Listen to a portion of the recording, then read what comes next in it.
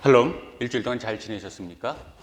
하나님의 특별한 은혜가 오늘 또 이번 주에는 더욱더 넘칠 수 있기를 주님의 이름으로 소망합니다.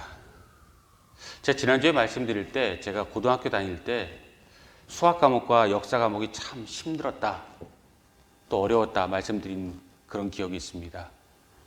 수학은 참 지겨웠고 또 역사 과목은 지루했던 그런 기억은 지금도 여전합니다.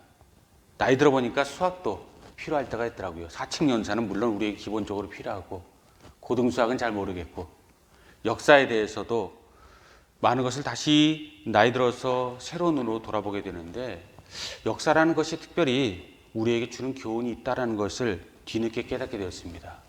우리 역사에서 깨닫는 것은요, 어느 시대에 누가 살았고 어느 장군이 살았고 무슨 시대에 어떤 것이 있었다라는 그런 장학 퀴즈적인 그런 교훈이 아니라 우리가 정말 역사를 통해서 배울 수 있는 것은 두 가지입니다.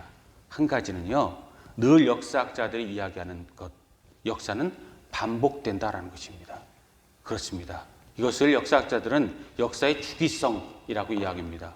서클링을 해서 주기를 타서 악이 성할 때가 있고 선이 행할 때가 있고 이것이 모든 주기적으로 모든 것이 밀물과 썰물처럼 날쭉할 때가 있다는 것이 역사의 교훈이고, 그래서 역사를 통해서 교훈을 받는 민족은 앞으로 진보하는 것이고 그렇지 못하는 것은 망하는 것이다. 역사학자들이 한마디로 교훈하고 있다는 것입니다. 근데 두 번째, 우리가 기억해야 할 것이 있습니다. 이 역사가 주기성이 있다고 하면 그럼에도 불구하고 우리가 역사를 주목해서 우리가 꼭 교훈을 얻어야 될 한 가지, 역사가 경종을 울릴 때가 있고 우리가 주목해야 될 때가 있다는 것이 역사의 두 번째 교훈인데요. 그것은 역사에서 우리가 바라볼 때 악함이 도드라지게 드러나는 그 때가 있다라는 것입니다. 인간은 누구나 다 악합니다. 저도 악하고 여러분도 악하고 또 세상 모든 사람들도 악하고 로마서 3장 말씀처럼 의인은 없되 하나도 없다라는 말이 정확하게 맞습니다. 세상에는 작은 죄인과 큰 죄인만이 있을 따름이고, 그래서 남 탓할 필요가 없고 우리 모두가 다 하나님 앞에 죄인으로 서서 하나님의 은혜를 받아야 되고 회개하는 심령이 되어야 한다는 것은 우리가 바꿀 수 없는 진실입니다. 여러분, 하나님 앞에 우리 자신을 회개하는 심령으로 나설 수 있기 바랍니다. 그리고 하나님 앞에 정결을 위해서 또 애쓸 수 있는 저와 여러분들 될 수 있기 바랍니다. 최근에 제가 한 그 인터뷰 기사를 보았습니다. 가끔가다 이 세상에서 하나님을 증명할 때 기독교에 대해서 논리적으로 변증하는 변증학자들의 이야기를 종종 볼 때가 있습니다. 그리고 그 변증법을 통해서 무신론자들이 또 믿음 없는 사람들이 하나님 앞에 돌아오는 그 기초로 삼고 하나님 앞에 접근법으로 쓰는 그런 경우도 종종 있습니다. 근데 얼마 전에 본 그것은 저에게 교훈이 아니라 저에게 깊은 감명이 아니라 저에게 부끄러움을 주었습니다. 한 분은 무신론자에서 유신론자로 되어지고 기독교 변증학자가 된 유명한 분이고, 또 한 분도 유명한 기독교 변증가 두 분이 인터뷰를 합니다. 그분의 대화는 이렇습니다. 믿음이라는 것이 무엇인가? 믿음은 하나님의 은혜고 하나님께서 선물로 주시는 것이므로 사람이 믿음으로 구원의 기초를 삼을 수 없다라는 그러한 이야기를 첫 번째로 나눕니다. 그렇습니다. 우리가 믿음은 우리가 하나님 앞에 행함으로 얻을 수 있는 것, 내 의지로 얻을 수 있는 것이라고 종종 생각하고, 또 자유의지에 대해서 이야기하고, 또 그렇게 우리가 실상으로 살 수 있지만 살다 보면 믿는 사람과 믿지 않은 사람들이 정말 열심히 해도 믿을 수 없는 사람도 있고, 한 번 하나님 만나도 믿는 사람이 있다는 것을 볼 때 하나님 앞에 칼빈의 예정론처럼 믿음은 하나님께 선물로 주셔서 하나님께 믿게 해주셔야 믿을 수 있다, 하나님의 선물이다라는 것을 우리가 마음속에 받아서 칼빈의 예정론이 머리에서 나온 것이 아니라 하나님의 은혜 가운데서 나왔다는 것을 종종 깨달을 때가 있습니다. 그러므로 여러분, 하나님 앞에 믿음을 가진 여러분이라면 그 믿을 수 있도록 하나님께서 허락하신 것에 대해서 감사하실 수 있길 바랍니다. 그런데 저에게 깊은 고뇌를 주었던 것은 두 번째 이야기입니다. 이분들은 계속 이야기합니다. 믿음이 하나님의 선물이라면 회개란 무엇인가? 하나님 앞에 우리 기독교는 늘 회개하고 본어게인하고 하나님 앞에 돌이키고 죄를 토설하고 하나님 앞에 돌아가고 새로운 피조물이 되어야 된다고 고백을 하는데, 그분들의 이야기는 이렇습니다. 믿음이 하나님의 선물이듯이 회개가 하나님 앞에 나아가는 초석이 될 수 없다. 회개는 한마디로 하나님 나라에 나가는, 하나님 앞에 구원받는 필수 불가결의 조건이 아니다. 회개 또한 하나님의 선물일 뿐이다. 이렇게 이야기하고 대담을 끝냅니다. 여러분 어떻게 생각하십니까? 믿음이 하나님의 선물이라서 우리에게 믿음이 그냥 하나님의 선물로 받는 것이라면 회개도 마찬가지로 우리에게 필요 없는 것일까요? 아니면 필요한 것일까요? 다시 한번 생각해 보실 수 있길 바랍니다. 저는 말씀을 보고 제 자신을 돌아볼 때 이렇게 생각합니다. 회개가 하나님께서 또한 특별하게 우리에게 주시는 깨우침, 우리 병아리가 달걀을 깨고 나오는 그 아픔 가운데 우리가 반드시 겪어내야 하고, 하나님께서 우리를 손을 잡아주시지 아니하면 모든 것이 그냥 마냥 고무줄 놀이처럼, 고무줄을 끊지 못한 죄인들의 범처럼 늘 우리의 본능으로 돌아간다는 것이 맞습니다. 그런데 여러분, 회개는 필수 불가결의 조건입니다. 왜냐하면 하나님께서 우리에게 빛을 비춰주시면 우리가 얼마나 추한지를 알 수 있지 않습니까? 굴뚝 청소를 하고 내려온 두 사람이 있는데 반대편 사람의 얼굴에 검은 것이 묻었다면 내 얼굴을 닦게 마련입니다. 또 말씀의 거울에 부딪혀서 우리가 누군지를 알면 우리는 하나님 앞에 새로워지려고 노력하지 않아도 노력할 수밖에 없는 사람이고, 그래야 우리 하나님께서 기뻐하시고 우리가 우리의 본질을 찾는다는 것을 우리가 깨닫게 됩니다. 그러면 여러분, 우리의 은혜 하나님이 우리 모든 죄악들마다 즉각적으로 심판하지 않고 기다리시지만 하나님의 모든 것 앞에서 우리는 필수적으로 우리를 정결케 하고 우리를 회개하는 심령으로 주님 앞에 나가서 우리 주님을 기쁘게 하는 것이 우리에게 반드시 필요한 줄 믿습니다. 그리고 내가 믿고 싶은 대로 믿는 것이 아니라 진정한 신앙은 하나님께서 원하시는 대로 하나님 앞에 돌려드리는 것이 신앙인 줄 믿습니다. 그런 의미로 여러분이 한 사람 한 사람이 건물이 아니라, 여러분 물질이 아니라, 여러분들 삶 자체가, 여러분들 한 분 한 분 그 여러분 자체가 하나님의 진정한 교회 되실 수 있는 그런 은혜가 임할 수 있기 바라고, 회개와 구원과 믿음 모든 것 내 마음대로 하는 것이 아니라 하나님 앞에 진정으로 무릎 꿇고 돌려드릴 수 있는, 그래서 하나님께 차시는 바로 그 사람이 저와 여러분들 될 수 있기를, 또 우리 모두 될 수 있기를 주님의 이름으로 축복합니다. 이사야가 오늘 말씀 가운데 우리에게 주는 교훈이 바로 이것과 무관하지 않다고 저는 믿습니다.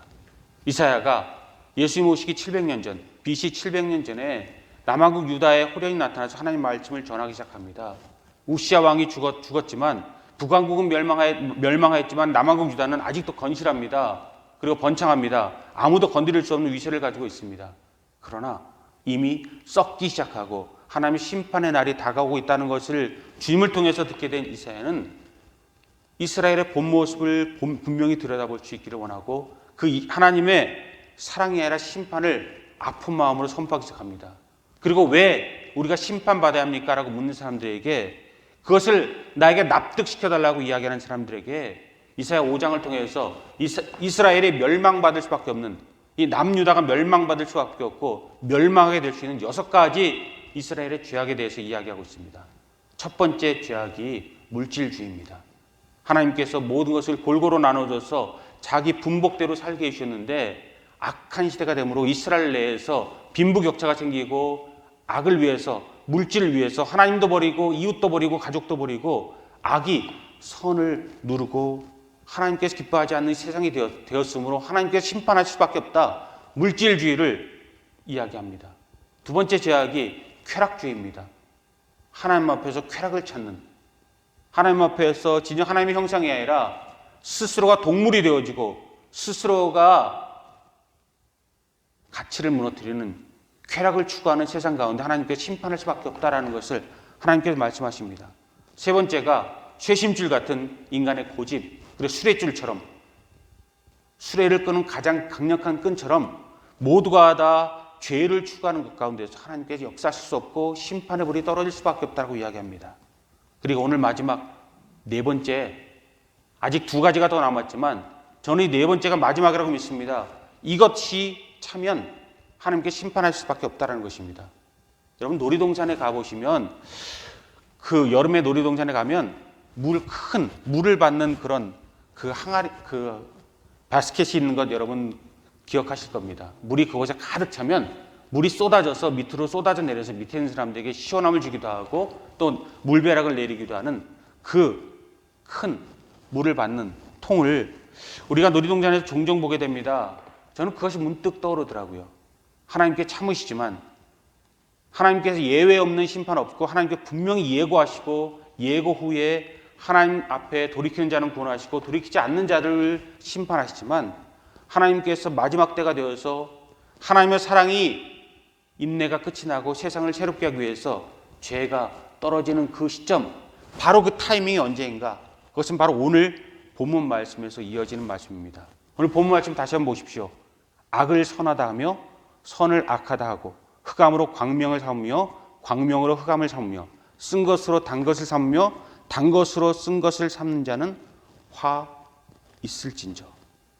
이것이 무엇입니까? 죄의 정당화라는 그런 말입니다. 궤변이라는 말이 있지 않습니까? 우리가 궤변을 뭐라고 이야기합니까? 말도 되지 않는 것을 억지로 어기고 또 우기고 그것을 정당하다고 말하는 것을 궤변이라고 이야기합니다. 그리고 그것이 옳다고 이야기하고 자기 자신만 무너지는 것이 아니라 다른 모든 사람들을 무너지게 할 때 악하다 이야기하고 타락의 시대다 이야기합니다. 그리고 가장 하나님께 분노하셔서 참을 수 없는 마지막 극단은요, 바로 이 죄를 정당화해서 이것이 뭐가 죄야라고 죄가 죄인 줄도 모르는 그런 시대가 되면 하나님은 반드시 심판하게 되어 있다는 것이고 심판받는 것이 그 시대에 마땅한 그러한 정의라는 것입니다. 그렇지 않습니까, 여러분?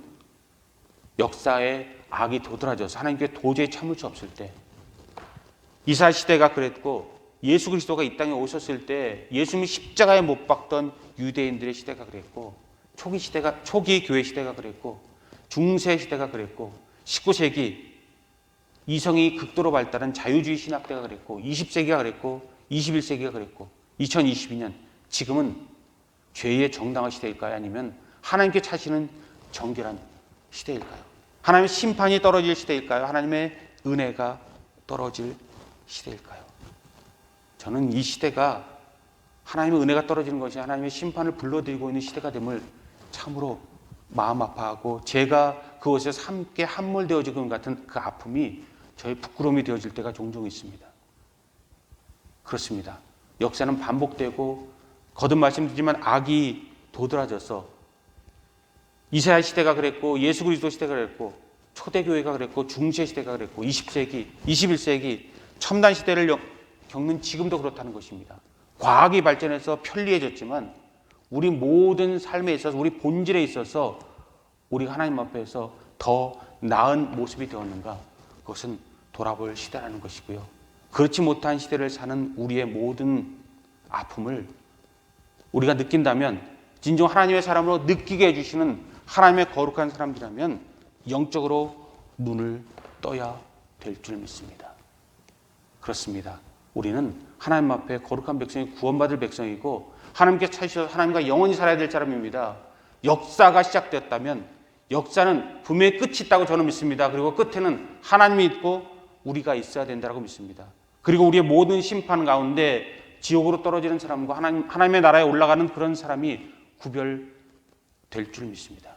그러하다면 하나님께서 다른 사람보다 다른 모든 창조물보다 특별하게 만들어서 이성이 있게 하고 하나님을 알게 하고 우리 자신을 알게 하고 가치를 알게 하고 도덕을 알게 하고 삶을 알게 하고 진실을 알게 하고 믿음을 알게 하는 우리라면 우리의 모든 모습이 어디로 가는지를 되돌아보고 그 가운데서 하나님께 찾으셔서 정말 이 세상 멋지게 살았고 하나님을 기쁘게 했고 우리 모든 것이 하나님과 함께 멋진 하모니를 이루시는 저와 여러분들 되시기 바랍니다. 죄의 정당화 거듭거듭 말씀드리지만 우리가 말도 안 되는 이 세상에 점점 자리 잡아서 수레줄이 돼서 우리를 옥매어서 우리를 놓아주지 아니합니다. 그리고 악이 여러분 우리에게 있어서 늘 말하는 건 악은 우리에게서 어떤 것이 치명적인 독약이냐. 사람들은 이야기합니다. 그 사람들의 행동의 문제이지 그 사람 본질은 문제가 아니다. 그러므로 악은 미워하되 사람은 미워하지 말라라고 이야기하는 그런 모습을, 그런 이야기를 종종 듣습니다. 그런데 여러분, 악이라는 것, 사탄이라는 것, 그리고 세상의 모든 더럽고 추함이라는 것을 그 정도의 그러한 가치와 그 정도의 그런 모습으로, 무게감으로 여러분들, 저와 여러분들 느끼게 될 때 우리는 세상에서 예외 없이 노아의 시대처럼 하나님의 심판 앞에 서는 세상이 되어줄 수 있다는 것입니다. 사탄은 참으로 영악합니다. 선악과를 따먹을 때, 하와를 유혹할 때 그는 그저 무식한 단순한 모습으로 나오지 아니하고 굉장히 논리적으로 나왔고, 세상의 모든 악함과 추함과 또 범죄라는 것, 이 세상의 죄라는 것이 그렇게 우리 가운데 단순하게 나오지 아니하고 뱀처럼 영악하게 나옵니다. 그러므로 하나님께서 비둘기처럼 순결할 우리를 이야기하시고, 예수님께 제자를 세상에 파송하실 때 늑대 사이로, 이리 사이로 내가 그들을 보내노라 이야기하고 있다는 것입니다. 그래 여러분, 꼭 명심하십시오. 악, 사탄이라는 것, 그것은 행동에 있는 것이 아닙니다. 그 중요한 것, 우리가 잊어버리고 있는 것, 악이 뒤로 감추고 있어서 우리가 보지 못하게 한 그 본질은요, 악함이라는 것, 죄라는 것은 우리 행동에 있는 것이 아닙니다. 무엇에 그 치명적인 그 지옥에 떨어질 만한 악의 열매고 또 우리의 부끄러움인가? 그것은 관점 변화에 있다는 것입니다. 악함이라는 것은 행함이 아니라 우리 행동, 무엇을 도적질하는 것도 나쁜 것이죠. 무엇인가 다른 사람들을 해하는 것도 나쁜 것이죠. 그러나 가장 궁극적으로 잘못되고 그것이 하나님 앞에 심판받을 수 있는 것은 우리 관점이, 우리 보는 눈이 바뀌는 데에 악의 치명적인 약점이 있고, 그것에 치명적인 하나님의 거룩과 구별되는 그런 궤변과 그런 지옥의 예비가 있다는 것입니다. 여러분, 오늘 본 말씀 보십시오. 죄의 정당화. 우리가 아무리 좋게 보아도 악을 선하다 하고 선을 악하다 하고, 쓴 것을 달다 하고 단 것을 쓰다 하고, 밝은 것을 어둡다 하고 어두운 것을 밝다라고 이야기하는 것은 말이 안 되는 그런 것인데, 이 말이 안 되는 것이 세상에 말이 되어지고 있다는 것이 이 시대의 아픔이고, 그래서 하나님께서 진노하시고 십자가에서 우리를 구원하시기 위해서 이 땅에 오셨지만 하나님께 다시 한번 채찍을 들을 수밖에 없는 그런 문제라는 것입니다. 그럼 우리는 우리 눈이 고장나지 않았는지, 우리 손과 발이 고장난 것이 아니라, 우리 본능이 고장난 것이 아니라 우리 눈이 고장난 것이 아닌지, 우리 귀가 고장난 것이 아닌지, 우리 마음이 고장난 것이 아닌지, 우리 영이 고장난 것이 아닌지 돌아보시기 바랍니다. IQ보다는 EQ를 이야기하지 않습니까? 지성주의보다는 감성주의를, 지성이 망가뜨린 세상에서 감성으로 세워보자라는 감성주의를 이야기하는 것도 벌써 옛 이야기가 되었습니다. 그 가운데 세상을 바꾸는 것은 CQ, 창조성이다 라고 이야기하는 크리에이티브가 이야기되어지지만, 다시 한번 우리에게서 하나님께서 우리를 바라보는 눈 가운데 우리가 바로 설 수 있는 길은요, SQ, 스피리추얼리티, 영적인 지능을 이야기하는 그런 신학적인 관점이 우리 가운데 도래하였고, 그것이 옳다라고 믿습니다. 그렇습니다. 우리는 육을 바라봅니다. 마음을 바라보고 나를 바라보지만 우리가 바라볼 것은 영인 줄 믿습니다. 하나님의 은혜인 줄 믿습니다. 하나님께서 원하신 것을 우리가 우리 가운데 얼마나 채우고 있는지를 바라보시는, 그 세상 사람들이 고리타분하다고 이야기하는 모든 것이 우리 가운데 얼마나 중요한지를 바라보는 그 시각이 우리에게 필요한 줄 믿습니다. 여러분, 어떤 분이 이런 이야기를 하더라고요. 평범한 것이 비범한 것이다. 평범한 것이 비범한 것이다. 말이 안 되는 소리 아닙니까?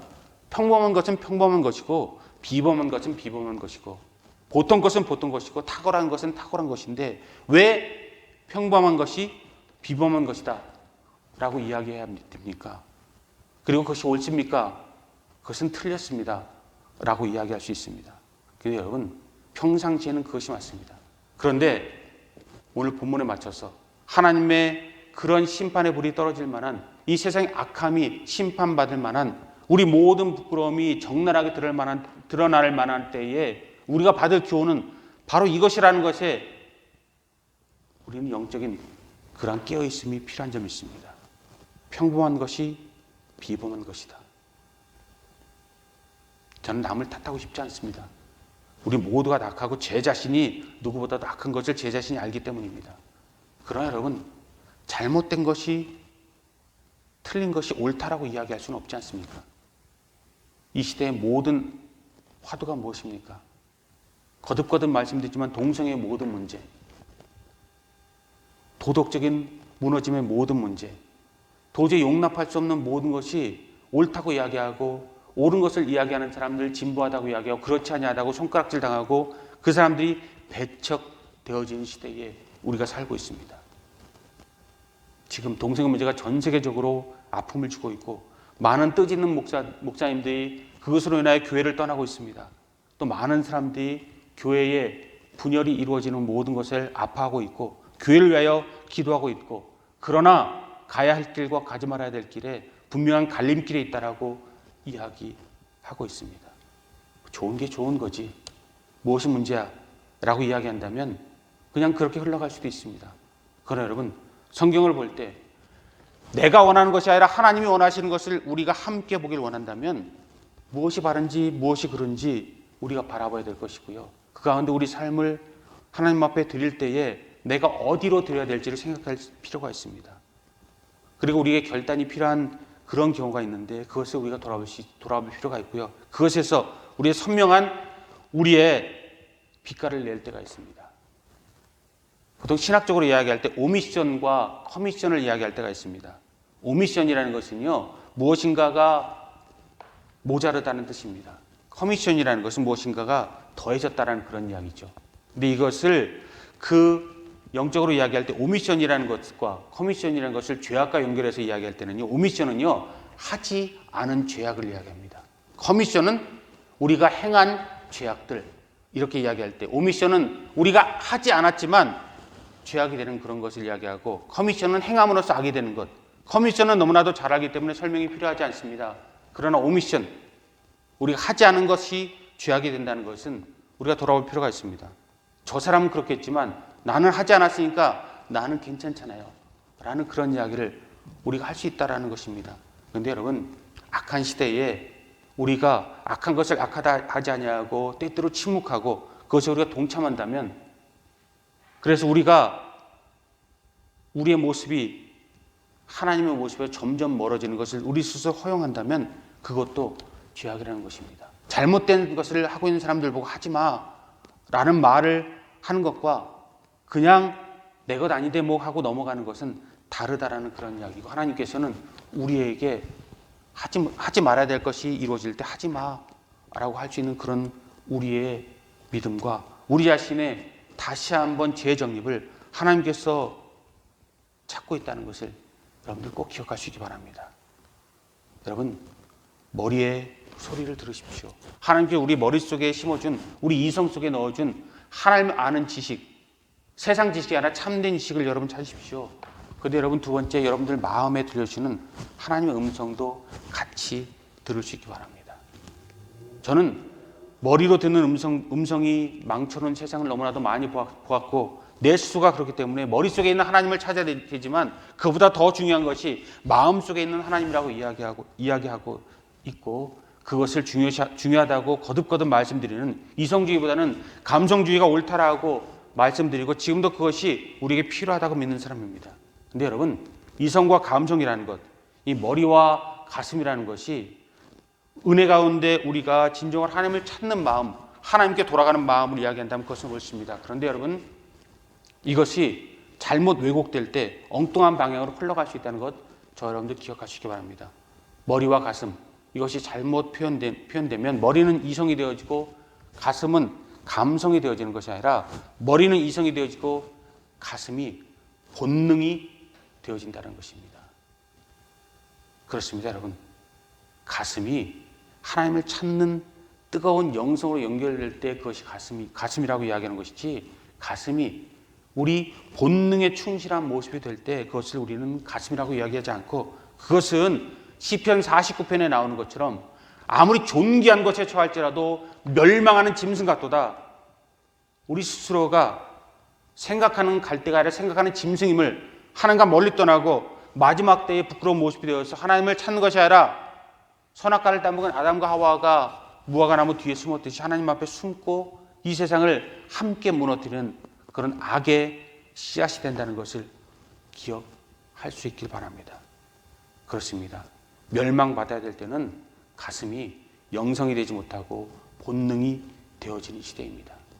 그것을 바로 이사야가 우리에게 이야기하고 있다는 것을 여러분들이 기억하실 필요가 있습니다. 왜 악한 것이 선한 것으로 위장되고 포장되고 그것이 옳다라고 이야기합니까? 우리 대한민국의 이 모든 것이 옳은 길로 가고 있습니까? 캐나다가 옳은 길로 가고 있습니까? 미국이 옳은 길로 가고 있습니까? 일본이 옳은 길로 가고 있습니까? 여러분, 모든 것, 누구를 탓하고 싶지 않지만 본능이 우세한 시대를 살고 있다는 여러분 그런 영적인 통찰력이 있다면, 감성이 아니라 내 멋대로 하는 것이 이 세상의 주류가 되고 있다고 생각한다면, 여러분, 하나님께서 가까이 계시고 하나님께서 불꽃 같은 눈으로 우리를 보시고 분노한 하나님의 얼굴이 우리 곁에 가까이 왔다는 것을 생각해 보실 필요가 있습니다. 그렇습니다. 하나님 앞에 그러므로 그럴 때에 평범한 것이 비범한 것이다라는 것을 여러분들 떠올릴 수 있기 바라고, 본질로 본성으로, 그리고 그 가운데서 우리를 정말 사랑하시는 예수 그리스도의 말씀으로 온전히 돌아가시는 저와 여러분들 될 수 있기 바랍니다. 나는 특별한 것을 원해요 라는 그런 것을 이야기할 때, 나는 꼭 성공할 거예요, 나는 꼭 무엇에서 이룰 거예요, 나는 다른 모든 사람보다 잠을 줄여서라도 1시간 더 공부해서라도, 아니 내 모든 생명을 바쳐서라도 모든 특별한 것을 이룰 거예요 라는 여러분 꿈을 가지는 것 참 좋습니다. 비전이 없는 사람은 죽은 사람과 같습니다. 그런데 여러분, 특별한 것을 찾을 때 여러분 다시 한번 마음에 손을 얹고 늘 생각해 보실 수 있기 바랍니다. 특별한 것을 찾는 것이 진정 내 비전인지 내 은혜인지, 이것이 나와 세상과 모든 것에서 도움되는 것이고 세상을 밝게 하는 것이고 꼭 필요한 것인지 돌아보시기 바랍니다. 특별한 것을 찾는 것, 그것이 세상을 진보시키지만 여러분, 특별한 것을 찾는 것이 악한 시대의 징조가 될 수 있습니다. 하나님께서 모든 좋은 것을 우리에게 주셨는데 악한 것을 찾습니다. 남자 여자가 어울려서 함께 행복한 세상을 꿈꾸는데 남자가 남자를 탐하고 여자가 여자를 탐하고 그것이 옳다고 이야기하고, 하나님께 모든 것을 이야기하는 모든 것이 그러다고 이야기하고, 또 예외 없이 다른 것으로 나아갈 때 우리는 돌아볼 필요가 있습니다. 제가 얼마 전에 이야기하면서 참 가슴 아픈 이야기이기도 하고 제 스스로가 찔리는 이야기이기도 하지만 이런 이야기를 들은 적이 있습니다. 여러분, 동거에 대해서 어떻게 생각하십니까? 결혼하기 전에 남자와 여자가 함께 살아보는 것, 그것에 대해서 이야기하고 함께 살아보고, 정말로 평생 함께 할 사람이라면 결혼하는 것이 좋고, 함께 살아보고 그렇지 않다라고 하면은 갈라서는 것이 좋다라는 그런 이야기를 하는, 그런 이야기를 교회 집사님들과 이야기해 본 적이 있습니다.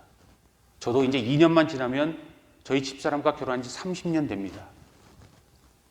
저희 아들이 벌써 26이 되어서 이제 한 달 후면 26이 되어지고, 결혼한 지 벌써 2년 후면 30년이 되어지는 세월이 참 화살같이 지나가는 시대고, 살아가면서 왜 부부간에 아무리 사랑하는 부부간에라도 갈등이 없고 힘들 때가 없고 결혼하는 것이 후회될 때가 없겠습니까?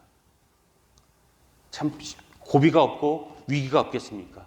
근데 여러분, 그렇다고 해서 살아보고 결혼해야지 라는 그런 이야기, 무슨 뜻인지 압니다. 여러분도 아마 40대나 50대, 60대가 되면 그것의 무게를, 그 고뇌를 깨닫게 되고, 뭐 젊은 나이라도 깨닫게 되는 그런 사람도 있겠죠.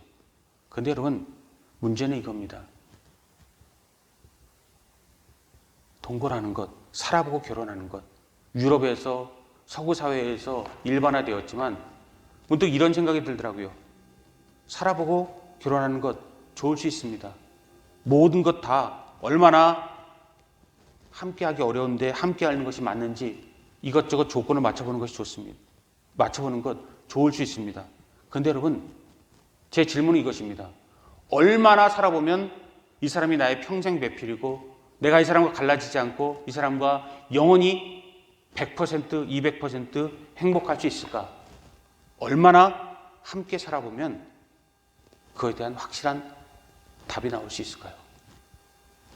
저는 제가 어리석어서 그런지 몰라도 30년을 살아도 아직 잘 모르겠습니다. 무엇이 나의 행복이고 무엇이 나의 사랑하는 아내의 행복이고 무엇이 나의 아들의 행복이고 무엇이 나의 부모의 행복인지 아직도 모르겠고 죽을 때까지도 모를 것 같습니다. 그런데 살아보고 정말로 맞는 사람과 결혼하겠다는 그 동거론자의 그 모든 것과 20세기를 휩쓸었던 신도덕, 모든 것은 마음이 원하는 것, 내가 원하는 것, 내 뜻에 합당한 모든 것, 그것이 이루어지는 곳에서 천국을 찾고 진리를 찾고 도덕을 찾는 그 모든 것에서 여러분 우리에게 주는 교훈이 무엇일까요? 여러분 자신이 너무나도 중요한 걸 압니다. 저도 제 자신이 너무나도 중요하고 제 가치가 떨어지는 것에 저는 추워도 제 적이 1% 아니 0.01%도 주지 않으려는 사람입니다.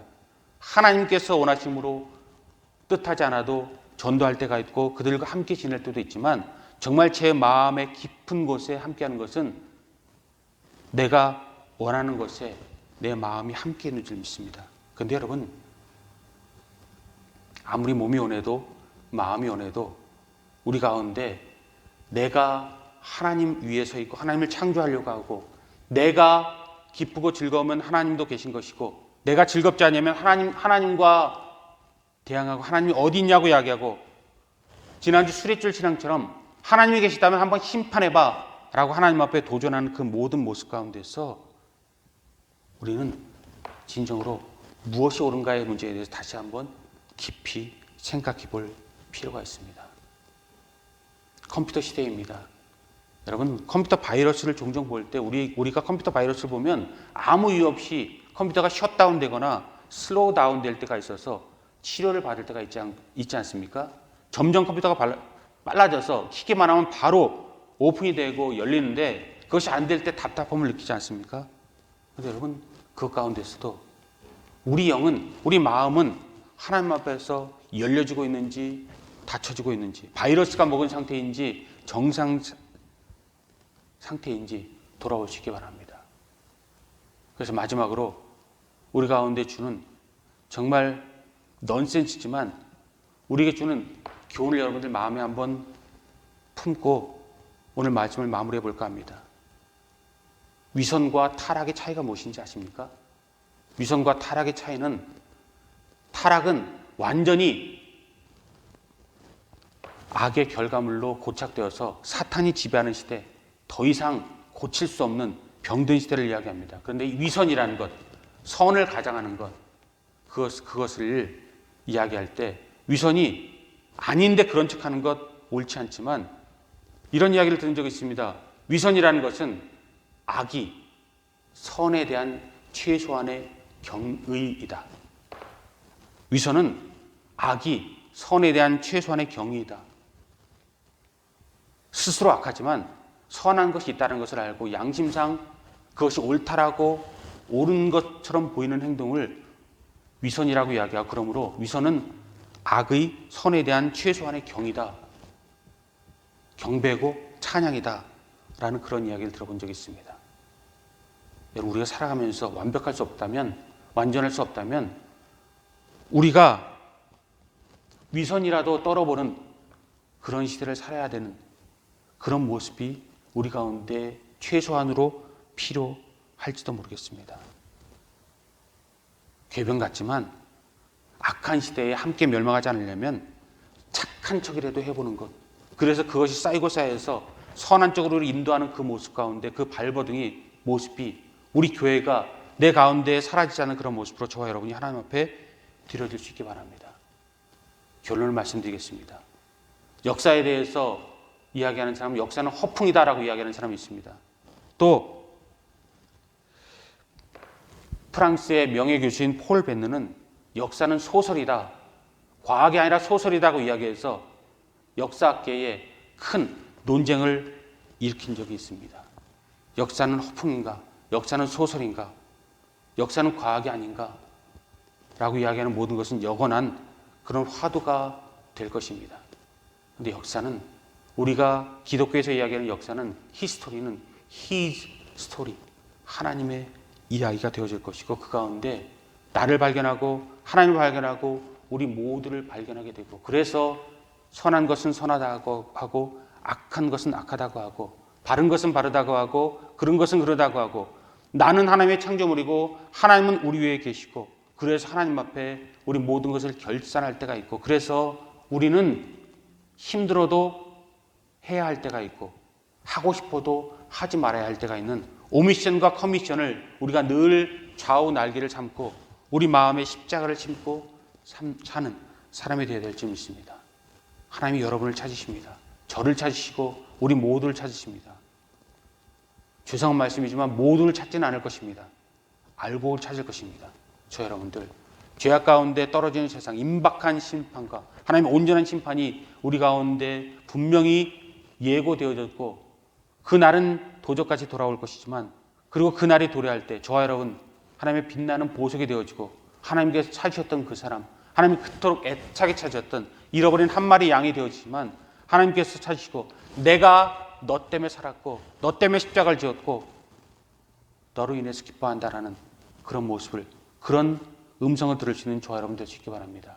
오직 세상의 모든 것이 아니라 나의 야망이 아니라 하나님을 바라보고 예수 그리스도를 바라보고 우리 은혜의 땅을 바라보고 하나님 나라를 바라보고 하나님 앞에 드려지고 거둬들여지는 저와 여러분 될 수 있기를 그 모든 가운데 우리 모두가 다 진정한 승리자 될 수 있기를 죄악이 떨어져서 하나님의 심판이 일어나는 것이 아니라 은혜가 떨어져서 그것에 하나님의 역사를 해줄 수 있기를 주님의 이름으로 축복합니다.